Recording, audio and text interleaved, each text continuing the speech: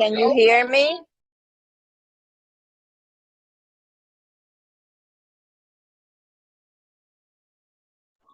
Hello, can you hear me? Yes, we can. I cannot hear you guys. Only you, Dr. White. Okay, we'll make sure that it gets right.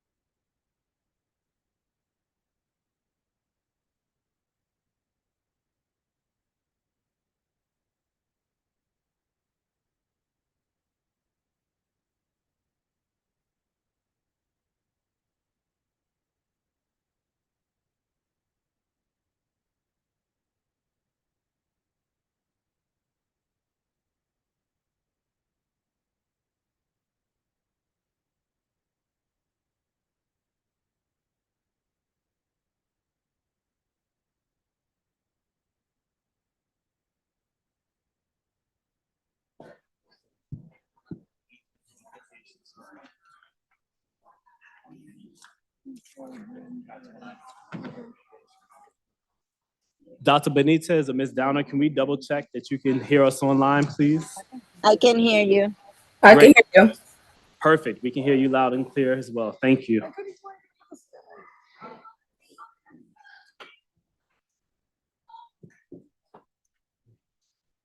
So good evening. I will call to order the New Haven Public Schools Board of Education regular meeting for April 27, 2026. Thank you for being present. And I'll lead us in the Pledge of Allegiance.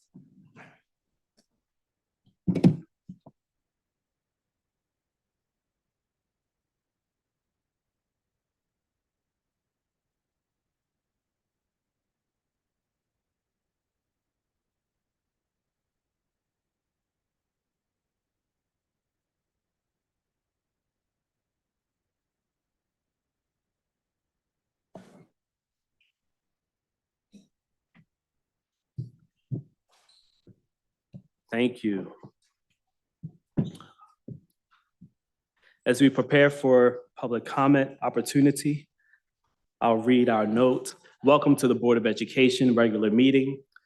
Regular meetings are a time for the board to conduct its business. As a Board of Education, we are here to set goals, listen to reports of the superintendent, approve budgets, contracts, and personnel appointments, and make policy for the district. The board may hear public participation for up to 60 minutes. Public participation shall be limited to a maximum of 3 minutes per speaker. One speaker cannot yield their time to another speaker.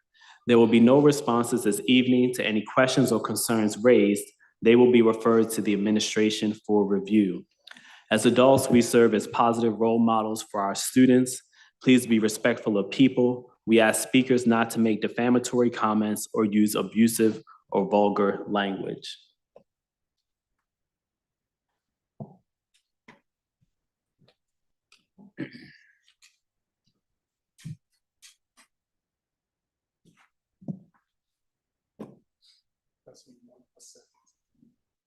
Thank you.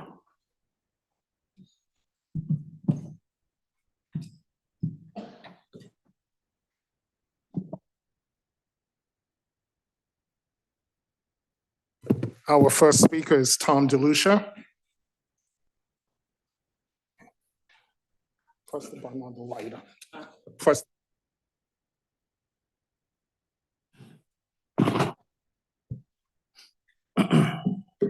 Good evening. My name is Tom DeLucia. I'm the president of Local 287 and building manager at Central Kitchen. I'm going to try to keep this short and sweet. I have been a custodian for New Haven for just over 26 years. I was born and raised in New Haven and a graduate of Wilbercross in 1993. We have a very important issue tonight that hopefully is coming to a vote. It's very important to the board, myself, Local 287 members, Board of Ed staff, City of New Haven taxpayers, and most importantly, the students of the city, of the New Haven public school system, which is to finally rid ourselves of a major problem that has been plaguing our school system for well over a decade, privatization. Just quickly, we are continuing to have the same issues with them, whether it's work order issues, custodial supplies not being delivered to schools, non-working custodial equipment, poor communication, and honestly, just overall poor management. They are reactive instead of proactive. They speak to us in a condescending manner, and it's genuinely difficult to have to follow someone with no experience on what we actually do. Our morale can't get any lower. For prolonged periods of time throughout their contract, the private contractor, ABM, has left us without a facilities director, safety manager, custodial director, project manager, not to mention their supervisor actually covered 3 high schools as building managers and assistant building managers, leaving us basically with no supervision. I'm pretty sure they're contractually obligated to have all these positions filled. They recently hired a custodial director to take the place of the former one, who is now the facilities director. She's not even from here, and she don't work here. She works remotely from Georgia. So all we get from her are emails, basically. They have been robbing us blind for years. We were up here a few times over the past couple of years pleading our case for this. So I would like to personally thank Dr. Negron, Dr. White, Dr. Joyner, Ms. Downer, and the rest of the board for working so hard to afford us this opportunity. I also appreciate the continuous support from the teachers union and the paraprofessional union. I have full confidence tonight that our board will pass this through and we can move forward with our own city people to manage the facilities and custodial department. Thank you.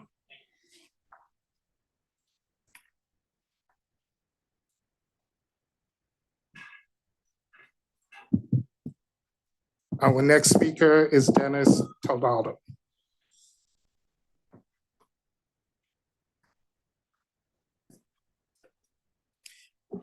Good evening, members of the board. My name is Dennis Tondell. I'm the building manager of Conti West Hills School and the vice president of Local 287. First, I would like to thank everyone for the opportunity to speak during public comments 2 weeks ago when I was advocating about the pool. I also want to take a moment to thank you for the impact following last week's public comment, where I spoke about advocating for the Conti School pool. Since that time, I am encouraged to say that meaningful progress has been made, and it is clearly moving in the right direction. While there are still a few pieces that need to be finalized, I am confident and hopeful that we will see this project through. That means a great deal to not just me, but to the students, the staff, and the community who will benefit from this resource. I also like to thank Ms. Maya McFadden for the great article in the New Haven Independent because it got a lot of positive feedback. I would now like to shift and express my sincere appreciation for what you may be voting on later this evening. About a year ago, Local 287 leadership came forward and to begin a conversation with Dr. White and Dr. Negron about the vision of bringing operations fully in-house. That vision was built on something very real, years of experience, dedication, and true hands-on knowledge of what it takes to keep our schools running safely and effectively. I know that firsthand when I started this work, I was a young 24-year-old hardworking father showing up every day determined to truly make a difference and keep our schools running properly. That foundation shaped my work ethic, my values, my commitment to this district. It's the same kind of dedication that so many of the individuals in our Local 287 bring with them every single day. When I start, many more of us understand the buildings, the work, and the responsibilities we all share supporting students' success through safe, well-maintained schools. I also like to recognize that some of these positions may be filled from outside of our current ranks, but I want to what stands out most about this moment is that we will truly now have a voice that can be heard at the table, a voice grounded in real experience and deep understanding of the work. For any of the members who may be hesitant, I want to respectfully say, by believing in this transition, you are believing in the people who have already been doing the work, who care deeply about these schools, and who already take great ownership in moving forward. I can assure you that through collaboration with this board under the leadership of Dr. Negron, Dr. White, Dr. Joyner, and Ms. Downer that worked so hard on putting this together, to make it will, in the dedicated men and women stepping into these roles, you will see the difference. Together, with this opportunity in front of us, we are not just filling positions, we are rebuilding the foundation of our schools. And when you invest in the people who take pride in the work every single day, you're not just improving buildings. You can create a clean, safe environment where students feel secure, supported, and actually want to be. And at the end of the day, if a child doesn't feel safe walking into the school, nothing else matters. Thank you for your time and your continued leadership. Our next speaker is Quishia Cipriano.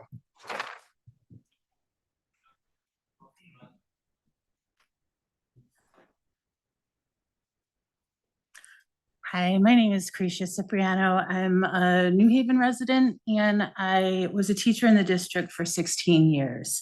Majority of my time there was spent at Betsy Ross, and that's where I met Tamika Baines. If you don't know her, she's literally one of the most kids first people I've ever met. She ran our in-school suspension. I'm not sure if that's what it's called anymore, But she would help her students really face the behaviors that landed them with her and help them process through to find better ways to handle similar situations and emotions in the future. She had the most amazing way of holding students very accountable while also allowing them dignity. She focused on problem solving rather than problem shaming, and teaching her students to reflect and choose better ways for themselves that would stick with them long after they left her room. That's to say nothing of everything else she did in the building, keeping order in lunch waves during bus arrivals and dismissals, supporting and spearheading literally every school-wide initiative we had. She built up and implemented our PBIS program with a spectrum of meaningful rewards that were both attainable and aspirational. She herself was a product of New Haven Public Schools. She was a track star at Hill House who had such a love for education and where she came from that she dedicated her heart and energy to the school system that she came up in.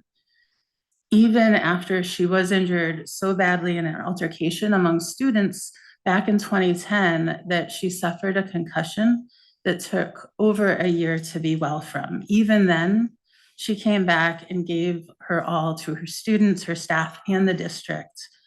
And then in March of 2024, she was attacked by a student in the course of a fight and hit over and over again in the head by that student. Another concussion. Then shortly thereafter, a stroke as she was healing. And she still, to this day, cannot fully feel her left side. She can't reliably grip or walk. She tires easily, has intermittent fainting, and must amble along slowly with a walker. So 44-year-old Hill House track star was known for zipping all around our school, and that was before coaching after school. She's been fighting for the past 2+ years to regain just a speck of the mobility she once had. And tonight she's up for termination from New Haven Public Schools for too many absences. She's unable to come back to work. She's nowhere near healed enough to be safe in her own body or to navigate the kinds of stressors that come with her job, the likes of which few people can handle well when well. And so I'm just trying to find a way to make peace with this. I don't understand how this can happen. She has given everything to the district and she's getting kicked to the curb while she's healing from injuries and effects sustained on the job. And I just want us all to remember she's not just a New Haven Public Schools employee, she was also a New Haven Public Schools student. And this isn't how she should be treated. I do want to say though, you know, she's a fighter. Don't worry about her. This is just the beginning for Tamika. You can be sure of that. But I did need to have this out there. I don't think this is the way to treat her. Thank you so much for your time. Our next speaker, Maura Galante.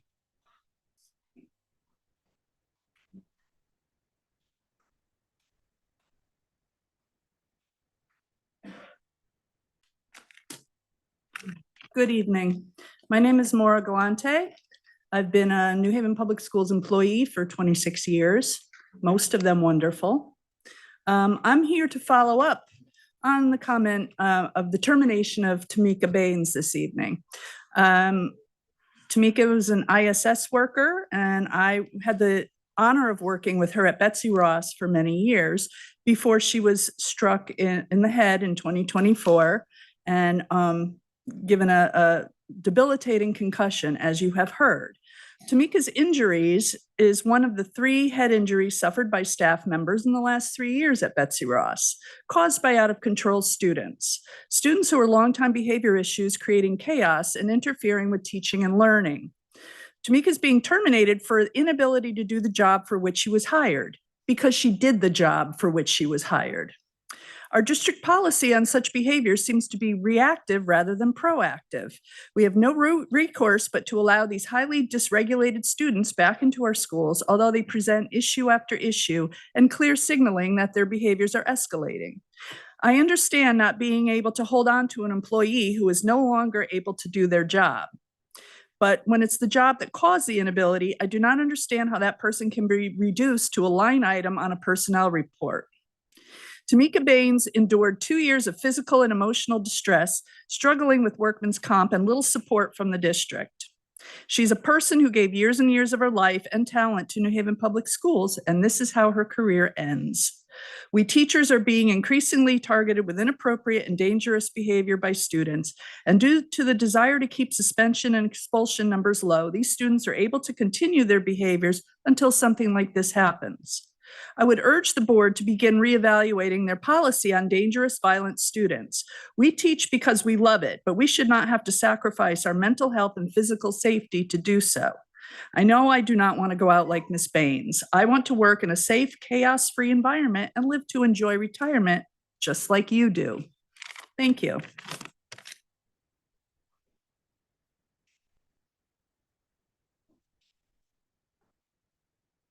Dr. President, that concludes all names. Thank you very much. Thank you, Dr. Joyner. Thank you, participants.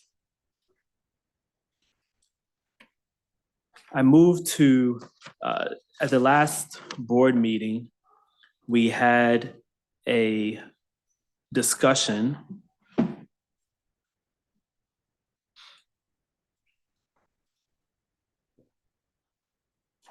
to transition to self-operated facilities management, and we deferred a decision to enact the plan for more conversation. Now, I would like to move, or I move to add an action item to the agenda to transition to self-operated facilities management according to the district's plan that they outlined. I second the motion. Thank you. That's been moved and seconded. Any discussion? Seeing none, we'll vote to add the action item to the agenda. Dr. Joyner, Yes. Mr. Wilcox, Yes. Dr. Benitez, Yes. Ms. Downer, Yes. Mr. Waters. Yes. Students are not here. Mayor Elicker, Yes. I'm a yes as well. So that item is added to our agenda. First is the action item to approve the board meeting minutes of April 13th, 2026. So moved. Second. Thank you. That's been moved and seconded. Any discussion? Seeing none. Mr. Wilcox, Yes. Ms. Downer, Yes. Dr. Joyner, Yes. Dr. Benitez, Yes. Mr. Waters, Yes. Mayor Elicker. Yes. I'm a yes as well. Next is the personnel report, Dr. Negron. Mr. Chair, Yes, Dr. Joyner. I would like to have one item removed from the personnel report. And Yes. vote on it separately. Okay, And the removal would be the termination of Tamika Baines. okay.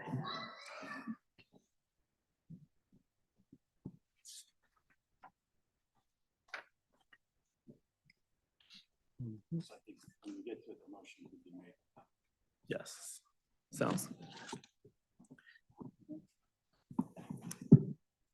Good evening, board. Before I ask for approval of tonight's personal report, I would like to highlight a few individuals who will be retiring, as I usually do. So big congratulations to Julie Batcher, a physical education teacher, retiring on June 30th after serving for 21 years. Jenneth Hemphill, special education teacher, retiring on June 12th after dedicating 28 years. Dolores Marshall, reading teacher, who will retire on August 31st after serving 28 years. And last but not least, Carmen Echevarria, administrative assistant, also retiring on August 26th after serving the district for 28 years. And with that, I ask for your approval of tonight's personnel report. Thank you. Want me to make a motion? Yeah, which one will be first? The one? Let's do the whole approval. Mr. Chair, I motion to approve this segment of the superintendent's personnel report, Second, But minus Tamika. minus Tamika Baines, yes. Thank you. second, Thank you. That's been moved and seconded. Any discussion? Mayor Elicker? I just want to make a quick comment about Ms. Batcher. She taught my children gym, and when we found out she was retiring, my kids, the two kids were like, "Oh no!" They were so upset because they love her. So I just want to make a special note that she's a wonderful teacher. We're going to miss her. Wonderful. Thank you. Dr. Joyner? I'd like to make a comment about Carmen Echevarria and Dee Marshall. Dee taught my son English at Sheridan. And she's a remarkable teacher, very strong, and sometimes too strong for people, but that's not her problem. Carmen was my wife's secretary at the Connecticut Academy, and she's like family to us. She was in our 37th wedding anniversary, a beautiful human being. And I'm really sad to see her go because she's a light. Wherever she goes, she's a light.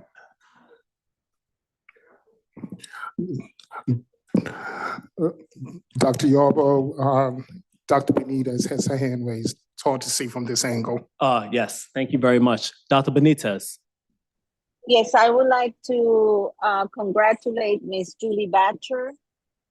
As a principal, we seldom have people who have our backs 100%. And I will tell you, Miss Batcher was one of those people I had to hold my back no matter what, even to the point that Miss Batcher created and supported a wellness program for our staff because we were working so many hours we couldn't go to the gym, and she found a way for us, the adults, to also improve our health.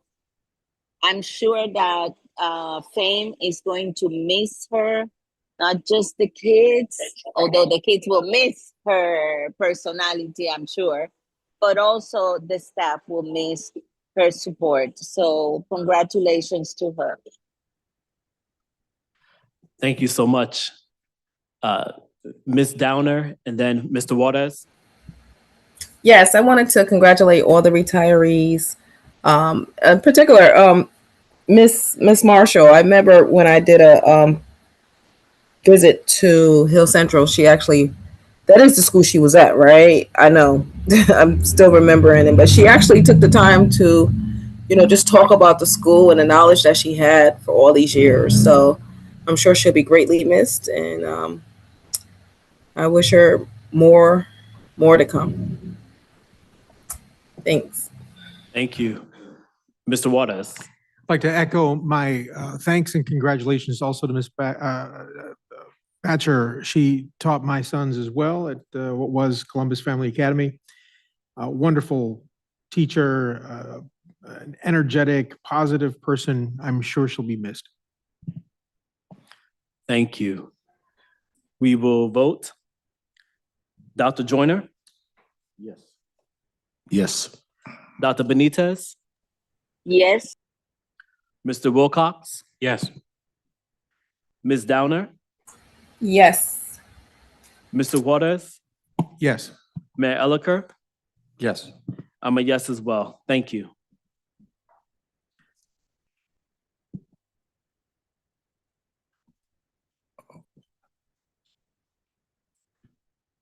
I would like to move to postpone the termination of Ms. Tamika Baines until we can get more information. Second. Thank you. That's been moved and seconded. Any discussion? Mr. Wilcox? I'll just note that, we certainly can vote on it, but it's not something we have to. But it is de facto delayed until it's brought up again, but if you would like to, certainly could. Thank you. Dr. Joyner? I started teaching in New Haven in 1970. And before that, 1968 to 1969, I was a program analyst for Community Progress. I wrote programs for neighborhoods. My first year at Hill House, I broke up a few fights. Girls and boys. And we didn't have a lot of fights there, but the ones we did have were pretty serious. And most of the teachers were afraid to do that, particularly if it was a child from a different ethnic background. I understand that. We had gangs in the city then. People talk about how the kids are now, but we had the Dukes, and we had gangs in different. We had neighborhood stuff. It just wasn't as intense, and there weren't that many guns. The most difficult thing that happened to me was in my 5th year of teaching, a student tried to stab me with a pair of scissors, and they were not kindergarten scissors. They were 2 knives screwed together. And I had to defend myself. I didn't have anything. He had the scissors. And thankfully, I was in a classroom and there were desks there. And because of my personal and lived experience, I knew how to counter certain kinds of actions as long as people didn't have guns against me. And so I hit the student with a desk after I asked him to put the scissors down and he tried to stab me. And then I hit him again and again and again until he no longer could hold the scissors. I thought I was going to be terminated. And my principal, Gene Vitale, said to me, "I'd rather have this than a dead teacher." And before that, Mr. Nunziata was murdered as he ran the school store at Cross. And I know the kid that killed him. He's out now. He's been out. And I don't know specifically all the details around Tamika, but I do know that you can be hurt badly or even killed trying to stop kids from hurting each other. I ended up on the floor twice breaking up a fight. One time when some students who didn't go to Hill House tried to come in and attack somebody. And the security guard and I stopped them. They decided they're gonna rumble, and we ended up on the floor. Another time in the cafeteria when 2 of my favorite students got into it, and Red Verderman and I started to break it up, and all 4 of us ended on the floor. And Red and I had on suits, and I was jumped at a basketball game in New Britain. I didn't see it coming. So I know that violence in schools is real, and it's not just city schools. Columbine was not a city school. School in Georgia was not a city school. Violence is a reality in American society, and any teacher that says that we need to do something about chronically violent kids is right. School is the only place where you can go and be consistently violent and not be put out. You can go to the movie and you can talk too loud, they will put you out. You can go to church and act up, they'll put you out. But in our school system, we have got to find a way to help children who are chronically violent, but to protect children and staff if they can't handle themselves in a school environment. And the law says the least restricted environment. And so if a student is at a point where they're constantly fighting, bullying other children, bullying teachers, destroying property, then what kind of people are we if we allow it to happen? Everybody talks about it takes a village. I can't think of a single village that would allow a chronic offender to stay there. You might say, well, that's cruel. It's more cruel to allow people to terrorize innocent people than it is to do something about it. And I won't even talk about political terrorism because that's another subject. But I think we need to look into this, find out what the deal is. And I'm not going to vote for anything until I know for sure that there's a legitimate, morally defensible reason for terminating somebody. You certainly might say that legally you can, but if a person was injured in the course of their duty, twice. And if there's medical evidence to substantiate that, then we need to go back to the drawing board. And the reason I say that, because I know what it feels like. My niece was in charge of the kid that shot the first grader that shot the teacher in Virginia. He was 6 years old. And his IEP stated that his parent or a guardian would have to be in class with him every single day. The day that he shot that teacher, nobody was present. And when they told the assistant principal that had a gun, she ignored it. And thankfully, the teacher survived, but she will have scars physically, emotionally, for as long as she lives. So I want to find out what happened, and I want to find out what the fair and just resolution is. Thank you. Thank you, Dr. Joyner. Ms. Downer has a hand up. Ms. Downer, then Mayor Elica. Ms. Downer? Oh, yes. I don't know much about it, but I don't know anything about this situation. It's been brought today to the table, but I am 100% with Dr. Joyner. I could never see. I mean, like, what are we really doing? We have an obligation when the student causes an injury. Those are foreseeable hazards, and the district must protect the staff. So if the teacher is a mandatory reporter, so why are we punishing the teachers for getting, or any teacher that got injured?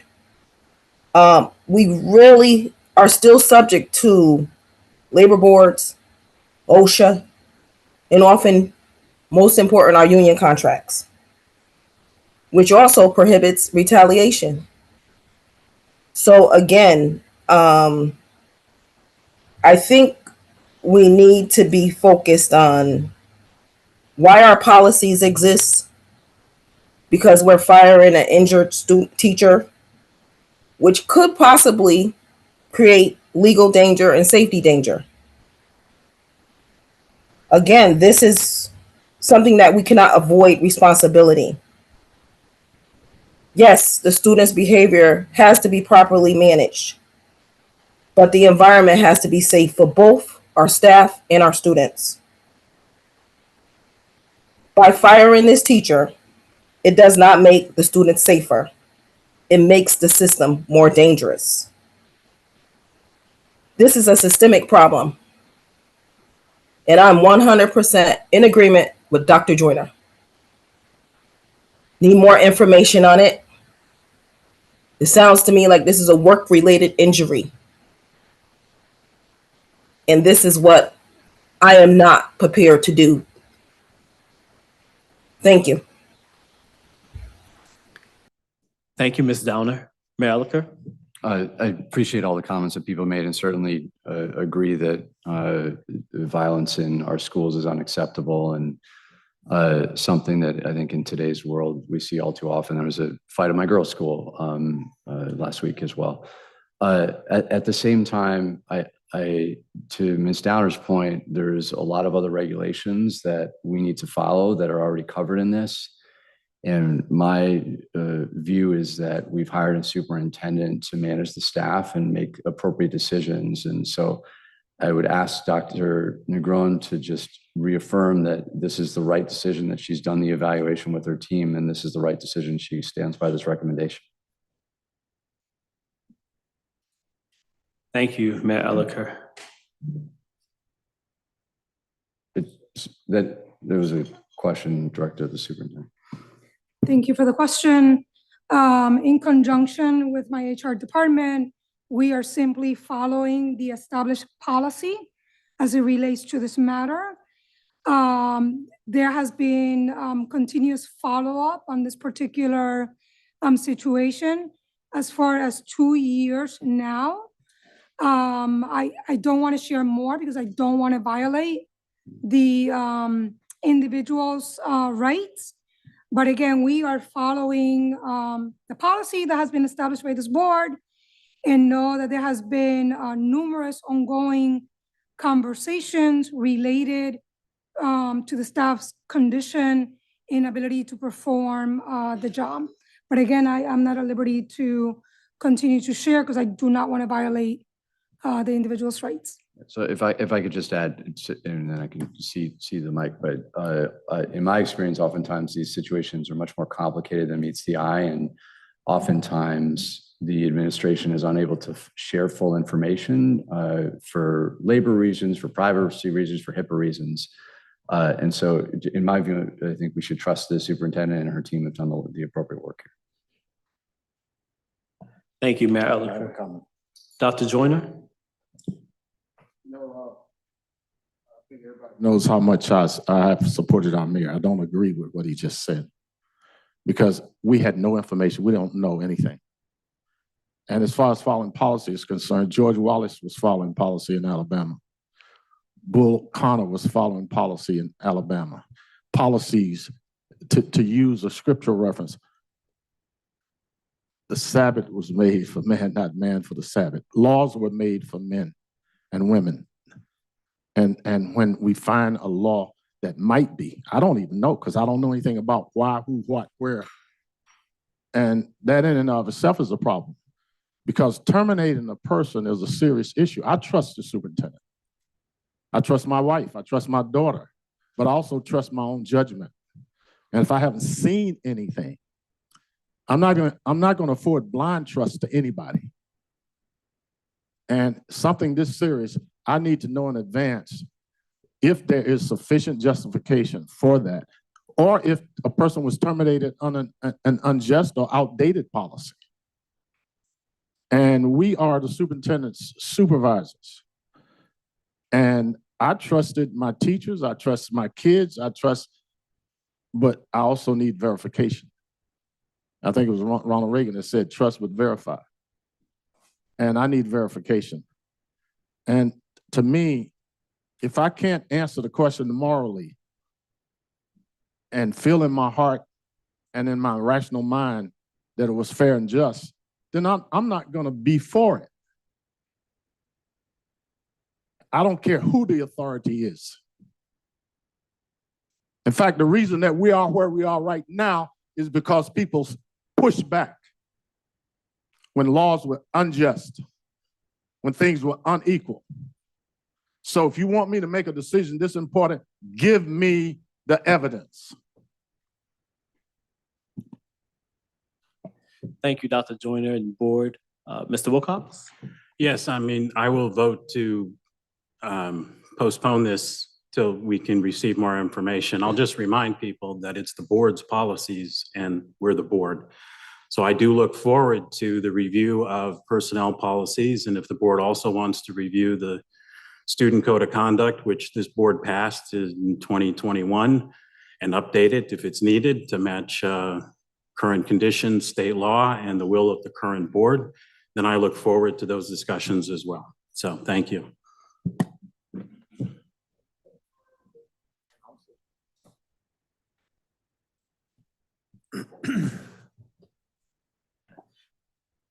Well, we're gonna, Dr. Joyner has another engagement that's important. So we're going to vote on this matter to postpone the decision in order to learn more. So I'm gonna take a vote now. Dr. Joyner?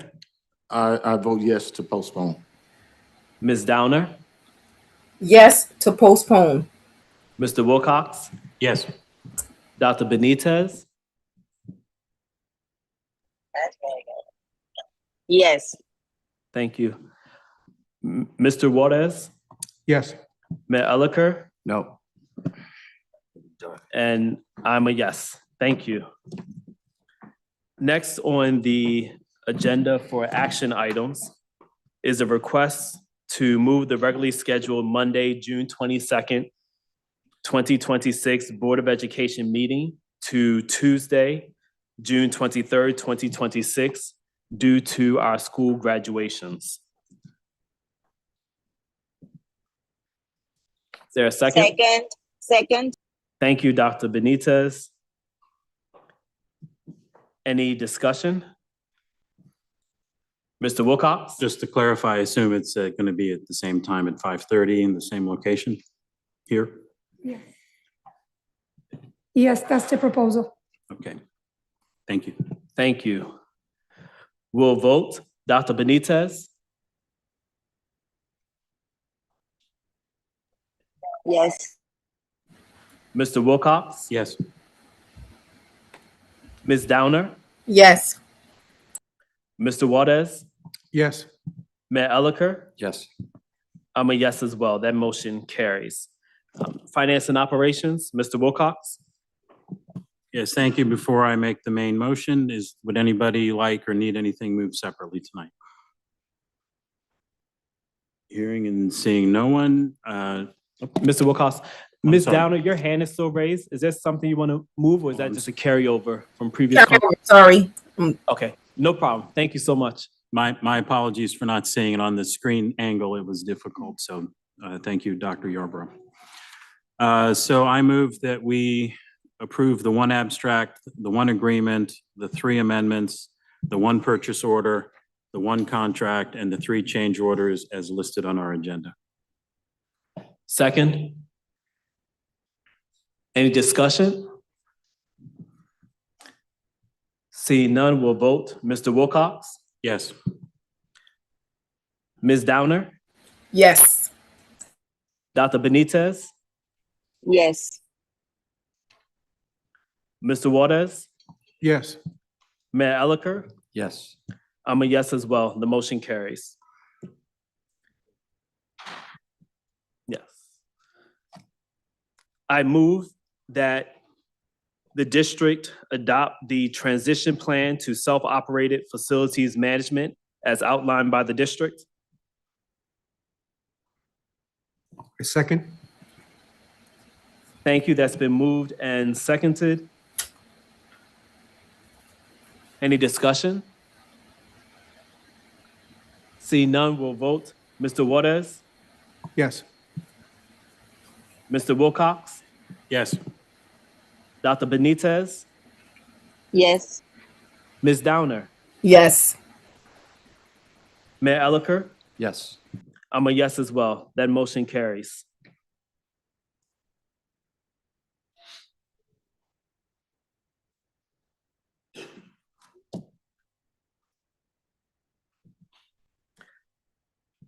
Next is our students are not here. Next is our superintendent's report. Dr. Negron. Thank you, Dr. Yarborough. Shortly, I'm going to be asking the board if we could go and take the seats on the front row. Tonight, I am joined by members of our Office of Youth and Family and Community Engagement. As you know, one of our priorities is related to culture and climate. We have continued to work earnestly in trying to create climate and culture across our district that is positive and conducive to engaging our students every day so that they will want to come to school and be in school. And today we are going to be unveiling a video, and I ask that you hang in there. There will be 2 versions of the video. The first one titled Together We Win. The second titled Juntos Triunfamos. And before we do that, I do want to, number 1, thank my colleagues in my hometown because that's where I grew up and I went to school there as a child. I still call it home, up in Willimantic, Windham Public Schools. They released a video 2 years ago. I told Chief Joseph Lumpkin, come on, Chief, we got to do something. This team that you see here tonight responded to the call. So I do want to shout out Charles Blanco, Coordinator of Dropout Prevention, Juan Pablo Mena, Dropout Prevention Specialist, Jeannie Flores, Coordinator of Youth Development, Lori Beth Rodriguez, Coordinator of Extended Schools and Community, Ana Mendoza, Dropout Prevention Specialist, Jose Camacho, School Community Care Coordinator, and last but not least, Dale Brown, School Community Care Coordinator. So now, okay, just let me get down there because I don't want to miss the show. And I hope you enjoy Together We Win and Juntos Triunfamos.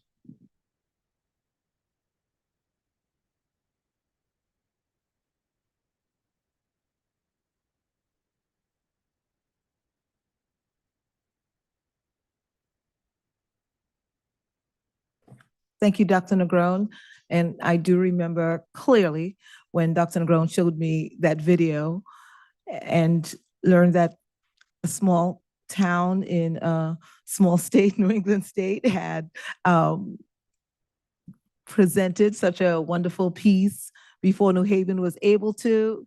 We sent it out to our team. We did have some competing priorities that didn't allow us to get this done a year and a half ago. But kudos to the team and everyone standing behind who helped to make this happen. We are very excited to present. I'll wait for us to get going. This is the world premiere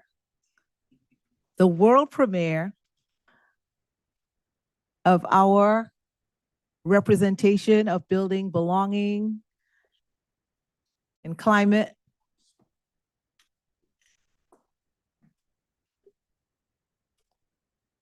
Ladies and gentlemen, the English version of Together We Win. Yeah. Yeah. Yeah, yeah, yeah. Yeah, yeah, yeah. Hey, wake up, new day, yeah, it's time to go. New Haven Public Schools, let's run the show. Every morning matters, yeah, you already know. Every day counts, let's get up and go. Step in the building, yeah, you got a place. Future in your hands, yeah, you setting the pace. No more missing days, we leveling up. Show up every day, yeah, you strong enough. School is better with you, hear the message loud. Stand up, show up, make your family proud. Every day counts, don't fall behind. Your future starts now, yeah, it's your time. No excuses, no fear, we breaking the chain. Chronic absence out, yeah, we changing the game. Teachers got your back, community too. New Haven Public Schools believe in you. One day, one step, yeah, you're building your name. Every lesson learned, putting fuel to your flame. You matter, your light shining so bright. Stay in school, keep pushing, reach new high school is better with you. We say it again, every day counts. Let's rise and win. From the classroom to your dreams, take flight, show up every day, yeah, your future bright. You family, community, we stand strong. Together every day, yeah, we all belong. Be present, be ready, let your story begin. Show up to school, that's how you win.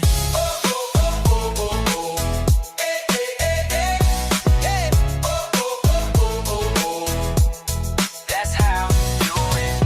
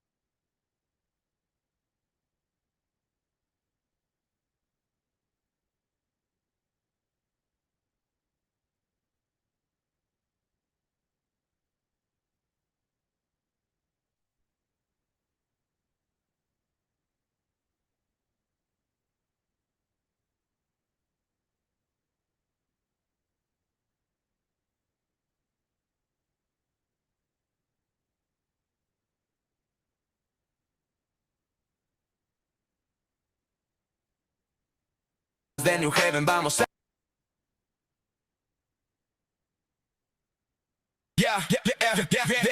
Despierta, nuevo día, es hora de arrancar. Escuelas de New Haven, vamos a brillar. Cada mañana cuenta, tú ya lo sabes bien. Cada día cuenta, muévete también. Entra al edificio, este es tu lugar. Tu futuro está en tus manos, lo vas a lograr. No más ausencias, subimos de nivel. Ven todos los días, tú puedes ser fiel. La escuela es mejor contigo, escúchalo bien. Presente y firme, a sentir orgullo también. Cada día cuenta, no te quedes atrás. Tu futuro empieza hoy, es ahora o jamás.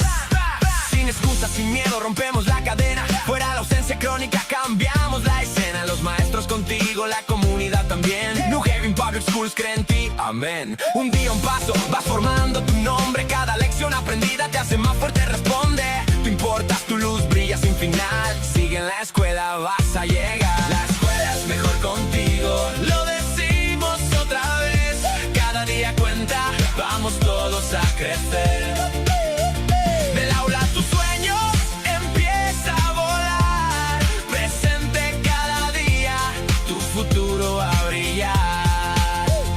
Juventud, familia, comunidad en unión. Juntos cada día, fuerte el corazón. Presente y listo, deja tu huella al fin. Ven a la escuela, así es como se gana, así se va a triunfar.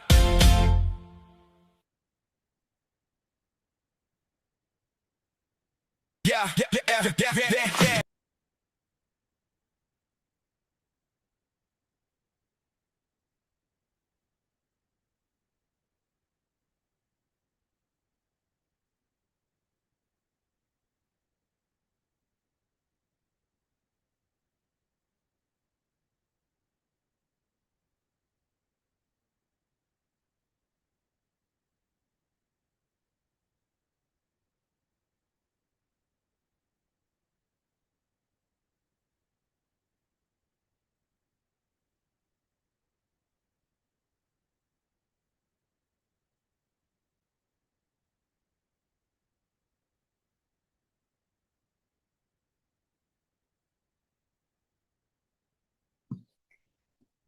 So thank you for indulging us with our first update.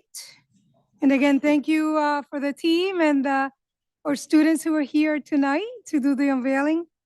Appreciate that. Well done, beautiful. Great job. And now we're going to move on to our next update. Dr. White will be providing an update on transportation. We also have our Director of Transportation here tonight, Sequela Coleman, and other members of the team in the event that there are questions.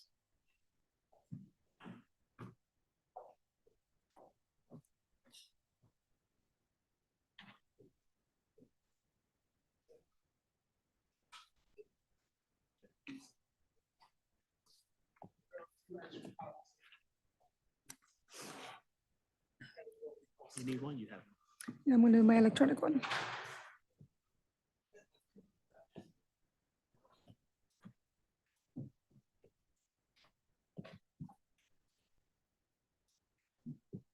And as Dr. White gets settled, to put this in perspective, a while back, about a month or so ago, you heard that CFO Hernandez and I made the presentation for fiscal year 27 operating budget. You heard us mention that one of the drivers of our costs includes transportation. So we wanted to take an opportunity tonight to try to share many of the details of what is happening inside transportation for the district and what is behind the costs of transportation. Okay. Good evening, board. So to begin, of course, as we work with the Path to Excellence, we're in the area of operational efficiencies right now, and again, continue the conversation about what happens with our transportation. So to begin, who do we transport? We have 11,810 of our New Haven residents transported.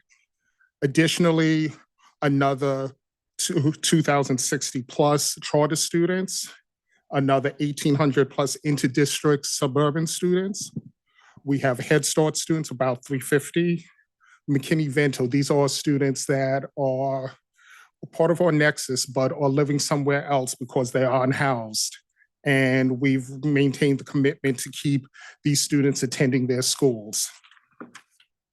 We have 300 students to private schools, again, part of transportation rules we have across districts, and students outplaced.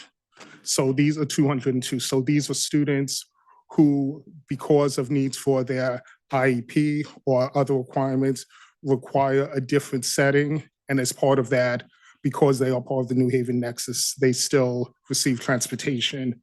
So that brings us to 17,476 students. So nearly every one of our students is eligible for transportation. Now, the type of transportation that we use while we're first student, so there are two types of vehicles, the full-size school bus, and then a type 2, which is considered either a minibus, van, wheelchair. At times we'll use vans and minibus interchangeably, but those are all considered our type 2 vehicles. In addition to that, we use taxi cabs and again, minivans. And for students at Sound School and for anyone who wants to stay for after-school programming or such, bus cards are available with CT Transit.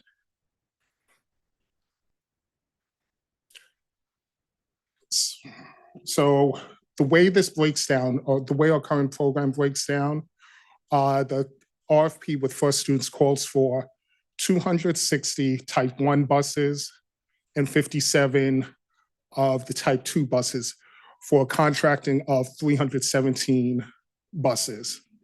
Right now, operating in our current fleet, because of stops requested, needs, and where students live, we are operating 242 type 1 buses and 64 type 2, which it covers our special education, but also small loads to schools that have a limited population like Wexler Grant, Riverside. So those use small buses. There's no need to send a 72 passenger bus for a small group of students. And then we have 21 type 2 doing all outplacement and wheelchairs, as well as for some of our Head Start routes, which required it, of course, need the special seatbelts because they are our pre-K kids. Additionally, in the contract, we have 55 bus monitors. And you'll see later, in addition to those 55, there are another 24 that operate, that are on the buses that are NHPS staff. As I spoke about cabs earlier, cabs are an essential part of our transport for outplaced, unhoused, and special needs students to provide reliable access to their education. Now, these cabs systems, you've seen them around, kiddie cabs, piggyback rides, tag along. You'll see these moving through the cities. These also will have a specialized student transport plate. The vendors have to go through a formal bid process, and we maintain strict safety standards, criminal background checks, motor vehicle checks, current registration. They need to have the student transport and license with the state to do student transport, have the comprehensive insurance as with anything with the city of New Haven, mandatory drug testing, and other safety features to make sure that we have safe transport for students. So when you hear us talk about cabs, no, it's not Metro Taxi or any random cab company pulling up to pick up our kids. It's vetted and secure. Fuel is one of the things that we've talked about. Our fuel for our diesel buses are through East River Energy, and this is under the city negotiated contract. and we use that for filling our diesel buses. The rest of our unleaded buses fuel up at local stations. So one of the things like why we don't have a depot fill up for that is because if we send our bus out to do the pickups in the valley and it needs gas, we need them to stop wherever they can to get gas. And that goes into an off-fuel contract. As I mentioned, also we have our aides on the buses, 55 through first student as part of the contract, and then an additional 24. Again, this is based on needs for IEPs and the ways students are transported. Some additional things that go into our programming. We do have 20 unscheduled buses available for field trips, flexible programming each day as part of the contract. So these are the buses that will bring our students to their pathway programs for the second part of the day. These are the buses that, again, do field trips, like if a school is going to the Peabody, if it's within those hours of running 9:30 to 1, because that covers buses clear after the third tier and before the first tier in the return. And obviously, we do a little wiggle room on that to make sure that tiers are covered.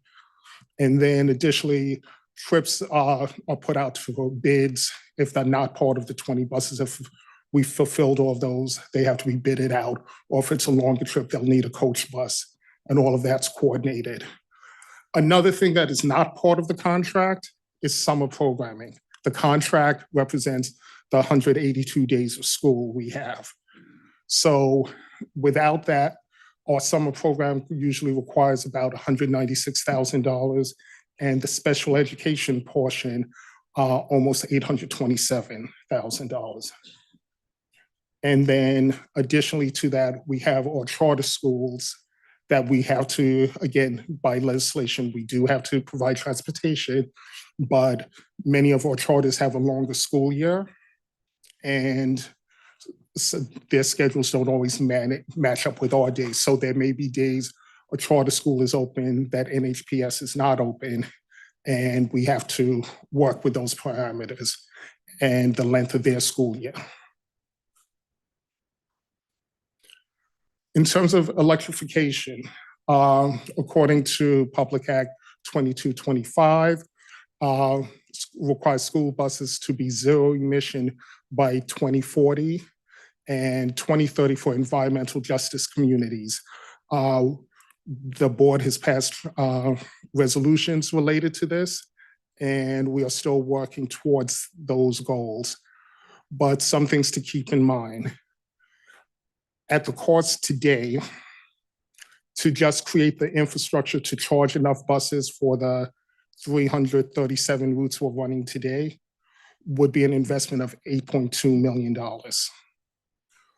Also, the cost of electric buses are hovering 3 to 4 times what a traditional fossil fuel bus costs. And at the moment, we have not been able to procure a bus to at least start our testing of this program, and because there's long delays on getting these on the road, because obviously we also want to test that we have enough, the buses that'll be strong enough to do inter-district round trips, and we don't want our kids stuck on the side of the highway. So this is a slide you've seen before. A little talk about where we are in terms of our budget. This shows our year to year since 2023. As you see at the bottom of the screen, we were budgeted at $33 million going back to the 22-23 school year. Last year, we spent in actuality 39 million. So I'm sorry, excuse me. So we went from 33 for our actuals in 23. In the year 24, we were at 36 million. And then last year, we were at 39 million at the end of the year. So this year, when the budget was put together, it started at a number that basically reflected just the contract, which is the 32 million you see at the bottom of the green, first of the two green columns. Then we move over to what our actual and projected expenses are. We are at about 20 million for type 1 transportation. And this is where I need to look at the sheet myself.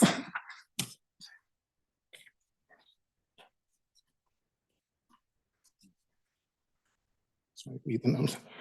Our special ed type 2 and small loads, all of the type 2 busing is coming in at $9.8 million. Our transportation to our technical schools, which is again part of our responsibility, is coming in at $800,000. And use of bus passes has gone up. We had estimated at 102, we're at 181 projected. Please remember there was a state grant and we had free buses previously, so the number was much smaller, including why there was no bus passes for the 24-25 school year.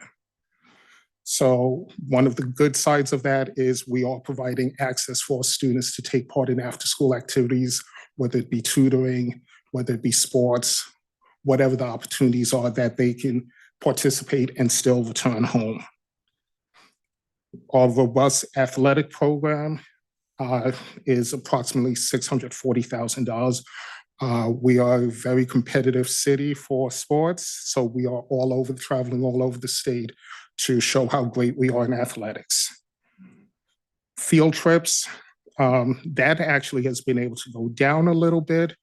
We're at 144,000. And our outplacement is at $6.8 million. And again, back to our McKinney-Vento, our commitment to move students who have become unhoused and through the situation, wherever they are placed, we are providing transportation to bring them back to schools. And sometimes that's as far away as Stanford, as near as Hamden.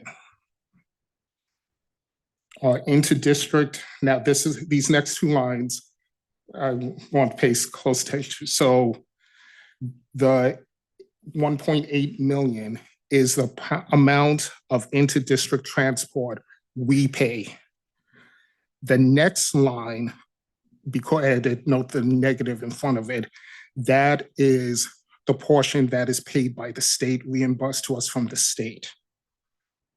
Adding all those numbers together brings us to 40,925,000. So again, if we look at actuals for the 24-25 year and where we're projected to this year, we are at approximately 1.8 more than last year.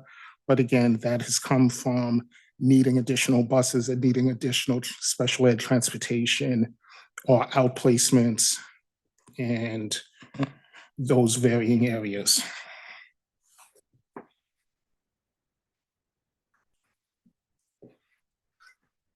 Some recommendations for future cost savings.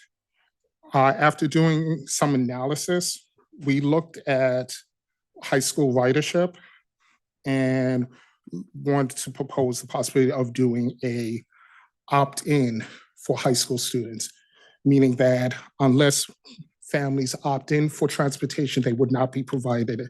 What we've seen is in some places we have buses that have 49 people assigned to it, but we have a ridership of 16. That's a couple of examples. We had another bus that had 36, had a ridership of 7. But then we also have buses that are running at close to their capacity. But looking at all of that together, we believe we could have a savings on tier 1, because again, we would still need those buses back for second and third tier of approximately $620,000. Another area of possibility would be eliminating transportation for summer school. We have eliminated it for high school previously. And so again, that would be another possibility for approximately $200,000. Also looking at reduction in type 2 services. Would be looking at a reduction in transportation for Riverside and moving Riverside to bus passes. Previously, students had been on bus passes. We've tried having transportation and ridership has been low. And then working with the special education department, there's been the ability to look at consolidation of 10 of our bus loads out to reduce to would bring in approximately $900,000. Overall things that drive this system, in 2019, we operated a little over 5,000 stops. Today, we are operating nearly over 7,000 stops. And for any of these changes to work, this is where we're going to need work with the community, discussions, and also elements that are outside of New Haven's public schools control. Because some of the stops, it's because families feel this corner is unsafe, or they see a bus, they're like, well, the bus is there, or the stop might be by a liquor store, all of those things. But that's going to take the work of our community, creating safer passages, safer areas that our families can feel safe to have kids at bus stop and not require a courtesy stop in front of their house. And also, we know that's one of the challenges for SIG, because depending on the time of the day, you go down Grand Avenue, Dixwell Avenue, Whaley Avenue, Howard, you'll be stopping nearly every corner between the different bus routes. So those are some of the things we have to work on as a community to make things better, which could also be an additional driver to reduce some of our routes. We are continuing analysis to see what other routes can be eliminated to try to reduce us. And if we get the numbers down, obviously then the number of buses can be reduced to help rein in some of the cost. And that's where I stop. Step away, I have to do both. Yeah, and I think with that, we want to open it up for any questions that you may have.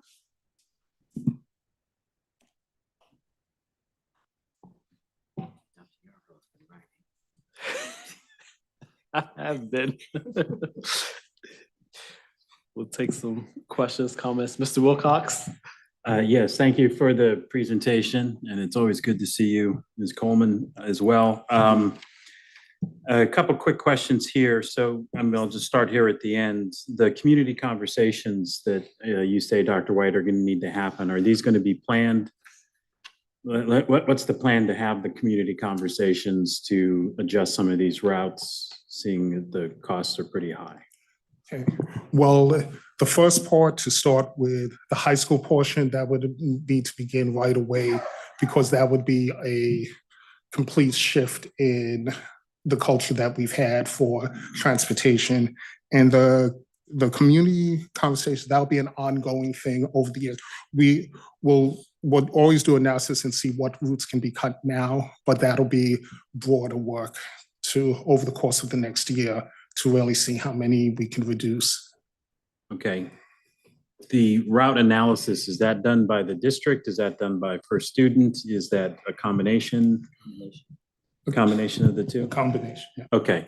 And my understanding on that some of that can't really happen until the summer, when you know who's going to actually be going into which school, et cetera. So when does that kind of take place? Part of that is the rollover, but we do start the work based on the assumptions we have now of which students are remaining in their schools. And as best as we know, we're in about the second round of schools selection for choice and enrollment. So where we don't have solid information, we take educated guesses. Okay. And my next question is related to, if I remember correctly, in the bus contract with First Student, they're to help us figure out a plan for electrification of the fleet. Is that on hold? Because I mean, part of that, my understanding was going to be built on, at the time, the federal government was very much in favor of electric buses, and that's where we saw the opportunities to apply for grants that have disappeared, et cetera. So is that a factor? Is just Yes, they're still working on it. They applied for a grant in November. That grant projects is now on hold. That's a national issue. So they were not accepted, but they were told that they were going to be reconsidered. But now that that's on hold, it is on hold. We still hold them to the conversations. We talk about it, and we're just trying to make sure that we can possibly do that. And the infrastructure is the biggest piece. All right, and then just finally, just a comment, I do think that we're gonna have to, part of the expense, I believe, is the moving kids from one, part of the issue is providing transportation in relation to also our school choice. And moving, so like I live in Westville, a Westville kid to Cross instead of Hill House or other schools and vice versa all across the city. Am I incorrect in that? How much of the transportation is like to kids in their regular catchment area? And how much of it is like a kid from one side of town to the other, bypassing two high schools on the way, for instance? It's most of the latter. Most of the latter. So to really affect our costs, barring miracles we really would have to take a look at transportation related to school costs. So that's why I do think it's great, the idea of maybe for high schools opt-in and being able to maybe have a smaller group of people to work with, and also maybe utilizing city transit through CT Transit rather for some folks. I know just my example was, a kid who missed the bus that would take him to his school, and then he's on city transit anyways. Or, Dad, can I get a ride? So, so I think that's great. So thank you for those answers. Thank you. Other discussion? Mayor Elicker? I had a couple questions, and you may not have it now, but could you let us know how much we spend on private school transportation that my understanding is required by state law to pay for students to be bused to private school? Give me 1 second. It's probably not a lot in the grand scheme of things, but it seems pretty outrageous to me that we are required to do that. Give me 1 second. I may not have it with me, but I do have it. We'll provide that. Yeah, if you have it. It's part of the 110 building, so billing, it's built monthly. If you're able to get an annual breakdown of private schools and separately charter schools, I'd be interested in that. Okay. It's on my desk. Thanks. And then it seems to me, so what you're proposing here has a potential savings of $2 million annually. And we're seeing our transportation budget this year go to $40 million. Presumably, if it's the same trends as the last few years, it'll continue to go up. So I think it's great that we're looking into how to identify savings. It's also a small percentage of the overall issue. And I think the challenge here is that we have decided as a community to have school choice and provide transportation to everyone who wants to choose to have their child go to any school in the city. And I just wonder if there's other things that you're exploring to, and obviously there would be a robust community conversation about this to address the overwhelming majority of that budget. Mayor, that's a great question. And I think when we put forth some of these recommendations, we believe that the greatest potential savings comes in that last suggestion, right? That is going to require so much community dialogue, because we believe the real savings will come about if we were ever able to, for example, develop zones where, again, still be able to offer school choice, because we believe in school choice, but perhaps it could be something like knowing that when you apply, if you land in any school inside of your zone, then yes, you would get transportation, but knowing that if you decide then to go outside of your zone, understanding that transportation would have to be provided by you. And I am aware that there are other communities that do utilize that approach.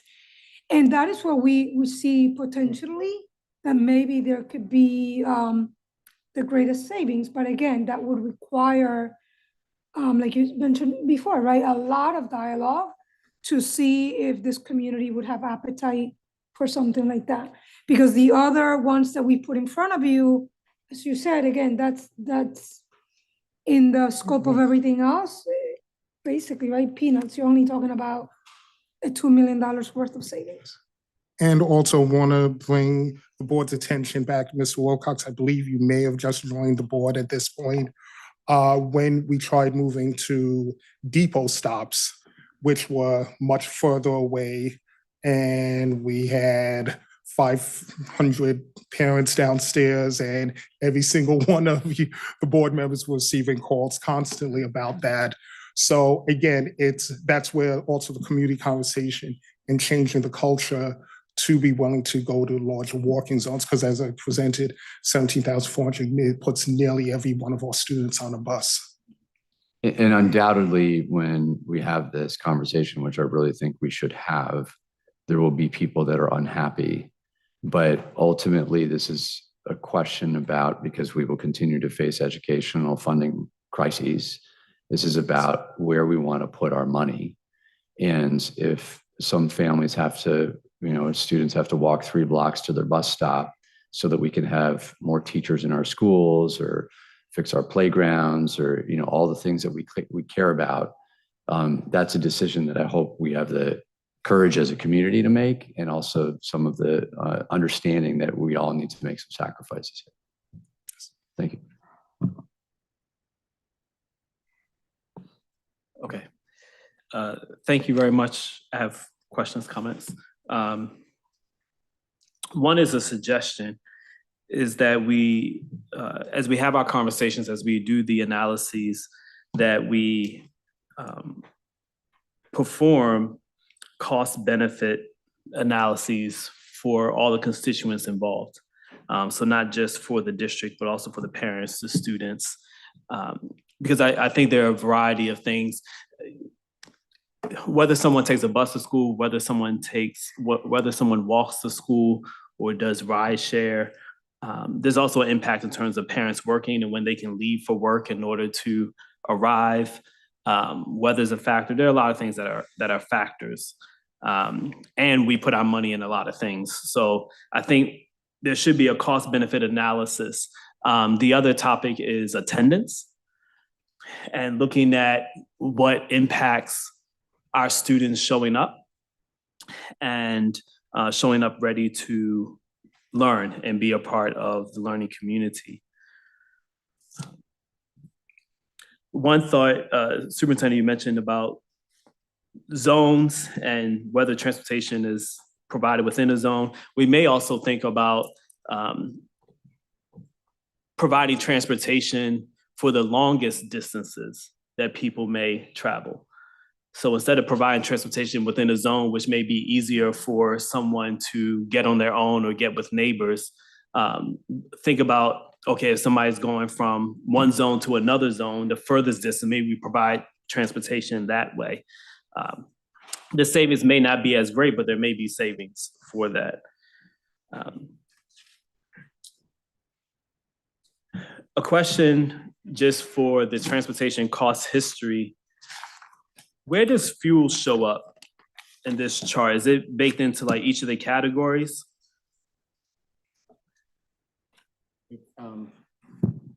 First student, it shows up under the transportation. Okay, but in terms of the cost history, it's not. The fuel cost may not. Are the fuel costs here, or they're not here?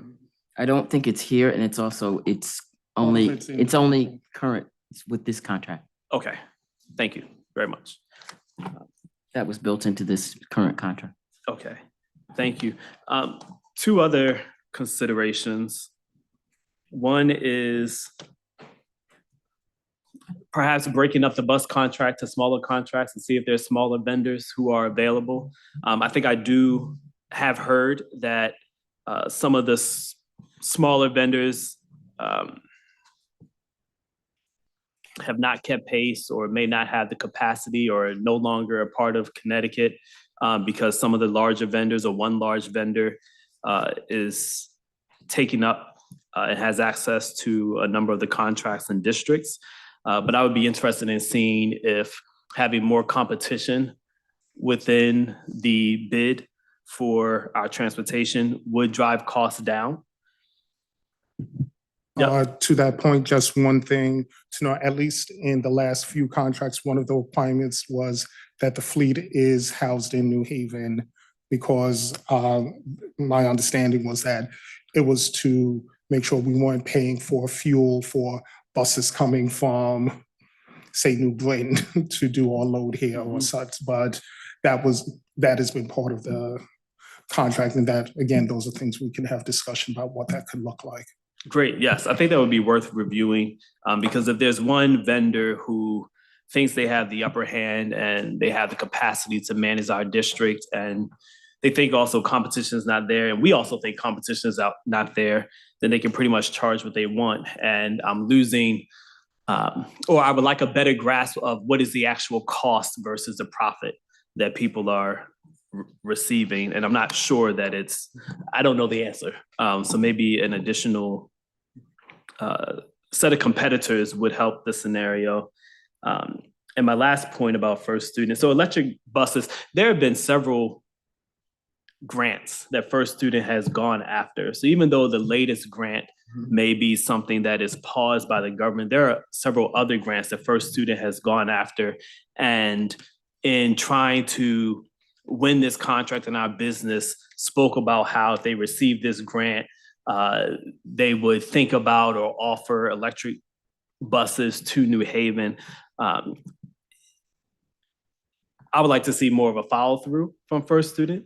And I also would like to hear from them directly in terms of how they're performing or what their plan is in terms of electrification, because they've agreed to something and I don't see it provided. So on my end, I would like to understand better what the arrangement was and see what happened in that. And I think some of the initial grants for electrification also came with money for infrastructure, as well as money for workforce development as it relates to electrification. Thinking now that those things have changed with the current priorities of our government. So I understand that moving forward, but I think past performance and how a contractor has followed through or not is important to me. So not necessarily looking for answers for that now, but it's something that I've been thinking about and wondering about. Thank you very, very much for this analysis and walkthrough. It's great. Other discussion topics, points? Mr. Wilcox? I'm sorry to speak again on this. I'll just make one thing, just looking over at the historical financial data. I just also want to say, and I can't remember if it was talked about in a full board meeting or if it was in finance and operations, that the budget that was set for this fiscal year was in light of our financial difficulties that we were in from the beginning. And it was said from the beginning by the administration, and especially by our director of transportation, that was incredibly ambitious goals and that they were going to do their best for. And in the end, we're seeing the kind of a trend line. If we were going to graph this, it would be kind of a straight line through that. So I just did want to make that point that we knew going into this, at least at the committee level, and my apologies if we didn't transmit that to the full board, that this was ambitious and that there were things that were going to be tried, and that's where we are. I just did want to mention that. Thank you. Yes. Last comment. In negotiating with parents, bus stops.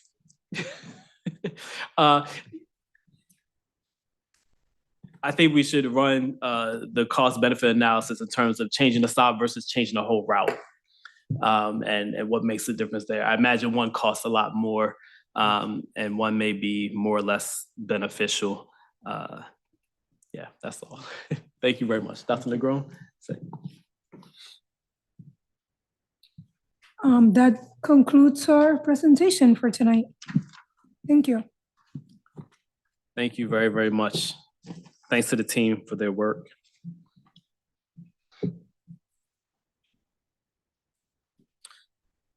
For the president's report, I'll just mention briefly, and then I look forward to having conversation with board members for anything they want to share.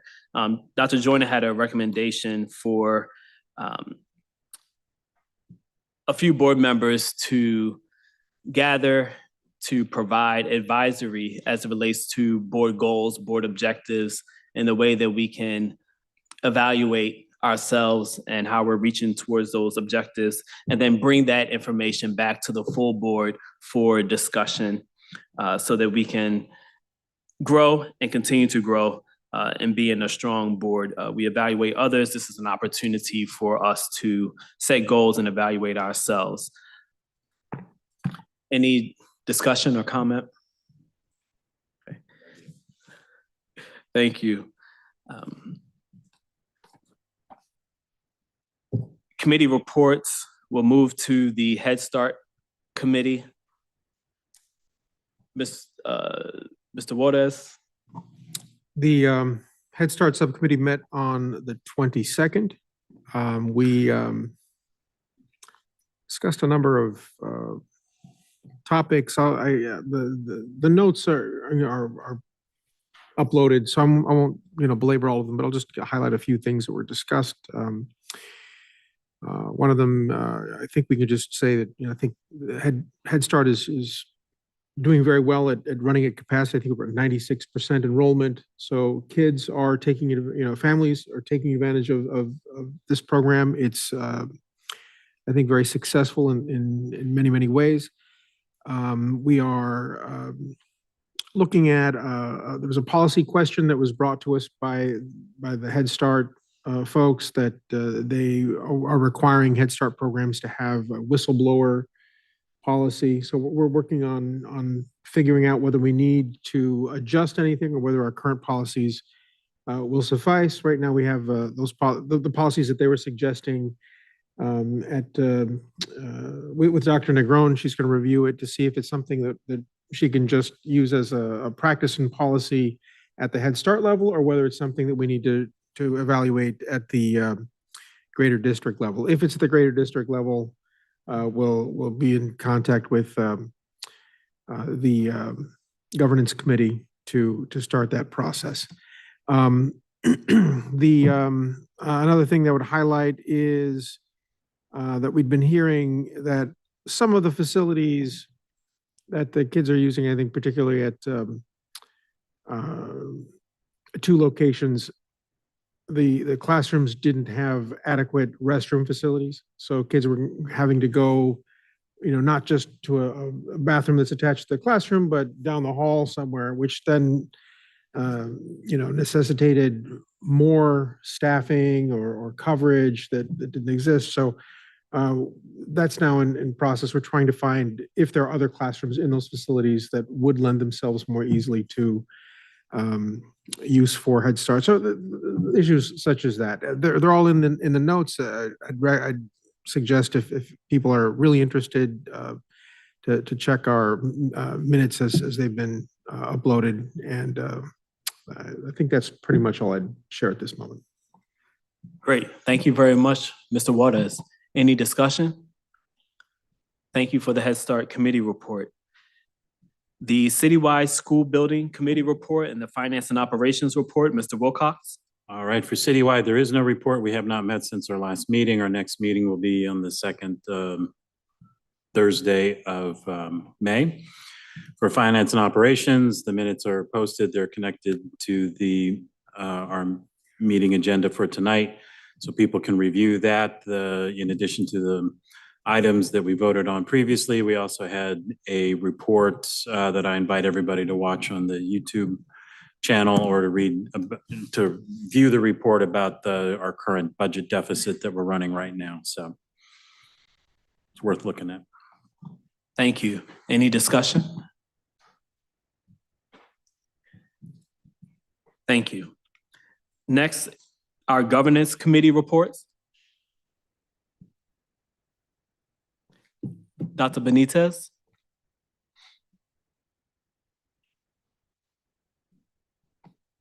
I'm here having technical difficulties. I'm still driving. Just made it home, but thank you for everything.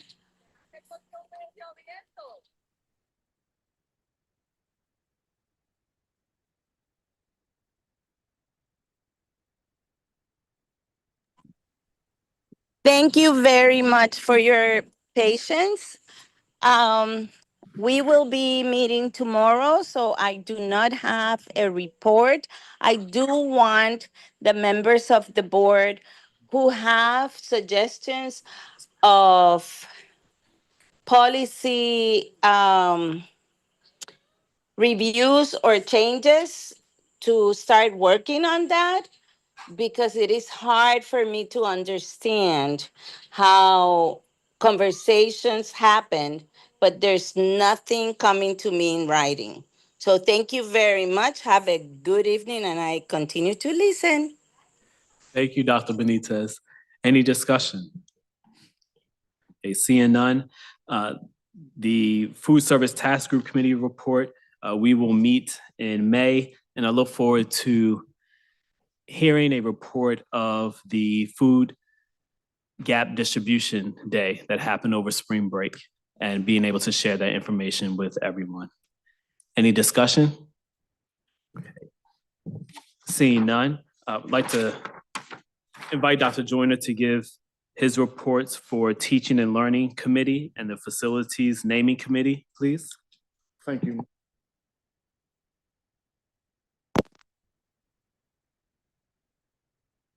Okay. Facilities name, and just to let you understand something, once we get the names in, Eric puts them on a, I don't know if we would call it a dashboard, but it allows people to come in and comment and vote.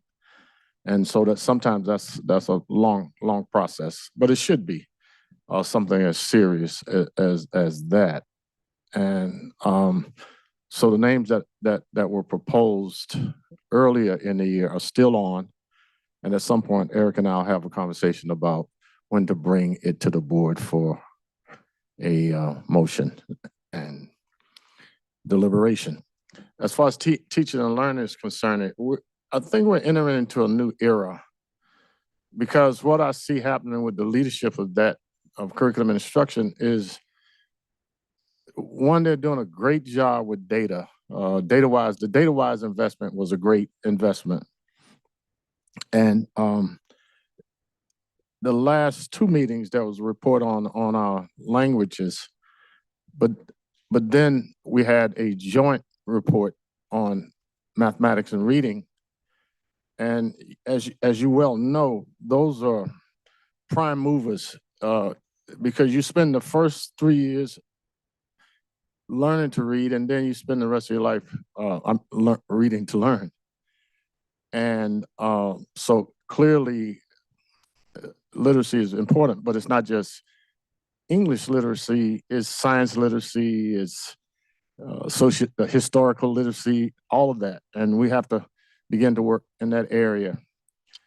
As far as math is concerned, we've had some really great gains when you consider the fact that we're an under-resourced district. That's undeniable. And what was great about the last meeting is that now we're engaging in what was done back in the day when people were writing dissertation. We're looking at quasi-experimental research, and we're trying to look for the variables that account for differentiation in terms of student performance. We know what they are. And I think what we want to do under the leadership of Ms. Red Hannons is we want to make public the kinds of teaching behaviors, student behaviors, leadership behaviors, board behaviors in a system that maximize the opportunities for students to learn, but not just to learn subjects, but to be better characters. And the portrait of a student is critically important in that. If you think about what we're enduring and what we have over the course of our history, is that whenever we have a crisis in our country, it's a crisis of character. When people don't rise up to the levels that we claim to believe in, loving your neighbor, justice, fairness, and so on and so forth. And so after 10 years on the board and having never seen it before, I was elated to see the last meeting where the two gens presented on literacy and what they had observed and looking at disaggregating the data across the district on the basis of schools and classrooms, because you can get different results in the same school with different teachers. And that doesn't mean you blame the teacher, but you try to look for the factors that accelerate growth and the factors that inhibit growth. And those factors are found, those behaviors are found in students, parents, teachers. When everybody comes together and they push for the right behavior on the part of students, then we're more likely to get optimal results. The problem with that, though, is that every child is born into a different household. That child's parent was born into a different household. And various groups in this country have different experiences in terms of fairness and justice. And you cannot say that that's not a factor in achievement. In fact, in some cases, people achieve and they still get shot down. They earn and they still don't get the full benefit of their efforts. So we're becoming we've been a system like that, where we believe in all those good things. And I believe that we're going to have a report, Dr. Negron, at some point from the two groups. And I am so proud and so pleased and so glad that we're trying to do that now in a systemic way. And what I've done, I'm going to give it to the superintendent. I've put together a white paper on the integration of DataWise, which is predominantly curriculum driven, and the Chroma model, which also had the same thing, but it was not just academics, it was also social indicators, emotional indicators, and all those other things. So we don't want to have competing programs. They're not, they're synergistic. You know, you had 5 Temptations and they all sang in harmony. And Dr. Brown, I appreciate the fact that you're trying to bring harmony within the district and between, and Mayor Elica, and between the district, the city, and hopefully the state will start singing in the right key and whatever. But I'm really pleased, and we'll be giving you guys probably more stuff than you could read so that we can stay on top of stuff. And I know you like data, and I do too. You know, no judgment without evidence, and no evidence that's not evidence. So thank you very much, and we'll have something. We do have minutes, and but we want to have something that we can share with you in the future that will make it very clear what we're trying to do to create academic press. Don't forget that word, academic press, in the district, and bring every child up to high levels of achievement. Thank you, Mr. President. Thank you. Any discussion? Thank you, Dr. Joyner.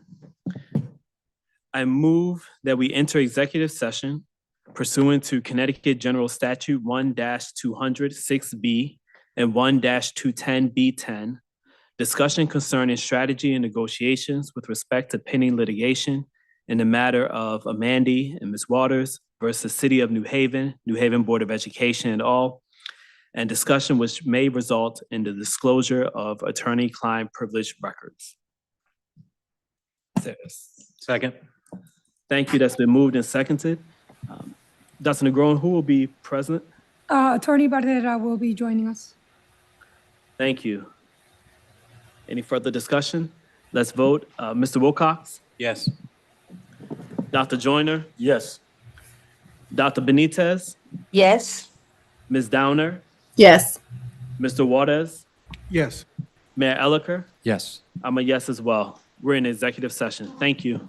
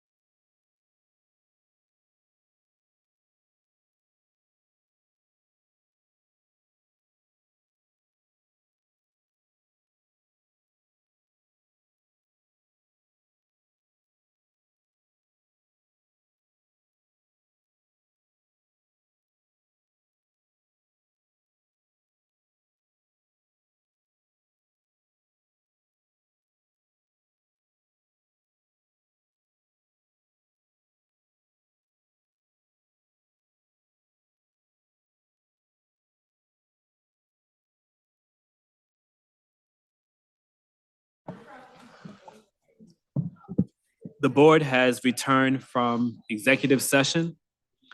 No decisions were made, no votes were taken. I welcome a motion to adjourn. So moved. Second. It's been moved and seconded. Let's vote. Dr. Joyner, Yes. Mr. Wilcox, Yes. Dr. Benitez, Yes. Ms. Downer, Yes. Mr. Waters, Yes. Mayor Elicker, Yes.